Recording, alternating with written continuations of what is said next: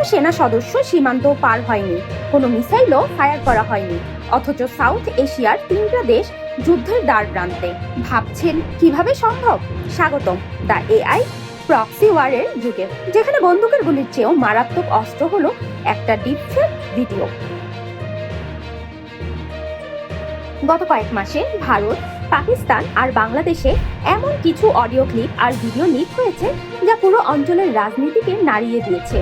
আগে যেখানে গোয়েন্দা সংস্থাগুলো স্পাই বা প্রক্সি আর্মি পাঠাতো, এখন তারা স্রেফ এসি রুমে বসে ল্যাপটপের কিবোর্ডে ঝড় তুলছে। তৈরি হচ্ছে সিনথেটিক মিডিয়া, যা নিখুঁত, ভয়ঙ্কর এবং শতভাগ নকল। একটু কল্পনা করুন, মাঝরাতে বাংলাদেশের কোনো শীর্ষ নেতার একটি ডিপ ফেক ভিডিও ভাইরাল হলো, যেখানে তিনি বর্ডারে সেনা মোতায়েনের নির্দেশ দিচ্ছেন, কিংবা ভারতের কোনো নেতার ফেক ভয়েস ক্লিপ ছড়ালো যেখানে তিনি পরমাণু হামলার হুমকি দিচ্ছেন। পাকিস্তানের ভেতরে এমন এক এআই ভিডিও ছড়ানো হলো যা মুহূর্তেই দাঙ্গা লাগিয়ে দিল। সবচেয়ে ভয়ের ব্যাপার কি জানেন? এই ভিডিওগুলো সাধারণ মানুষের বোঝার সাধ্য নেই যে এগুলো এআই দিয়ে তৈরি। যখন ফ্যাক্ট চেকাররা প্রমাণ করবে এটা ভুয়া, ততক্ষণে যা ক্ষতি হওয়ার হয়ে গেছে।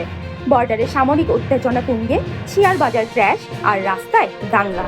বুলেট দিয়ে মানুষকে মারা যায়, কিন্তু ডিপ ফেক দিয়ে আস্ত একটা দেশের জাতীয় নিরাপত্তাকে সুতার ওপর ঝুলিয়ে দেওয়া যায়।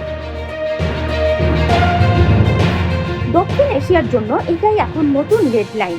এই 3 দেশের ইনফরমেশন ওয়ারফেয়ার বা তথ্য যুদ্ধ এখন পুরোপুরি কৃত্রিম বুদ্ধিমত্তার নিয়ন্ত্রণে। বর্ডার ক্রাইসিস তৈরির জন্য এখন আর কোনো অজুহাতের দরকার নেই, একটা নিখুঁত সিনথেটিক মিডিয়াই যথেষ্ট। পরবর্তী যুদ্ধটা কোনো মাঠে হবে না, হবে আপনার মোবাইল স্ক্রিনে। আপনি যা দেখছেন তা কি আসলেই সত্যি, নাকি কোনো আইটি ল্যাবের তৈরি করা স্ক্রিপ্ট? সজাগ হন, শেয়ার করার আগে ভাবুন, কারণ আপনার একটা ক্লিকও হতে পারে এই প্রক্সি ওয়ারের অংশ। Desk report, Haven world.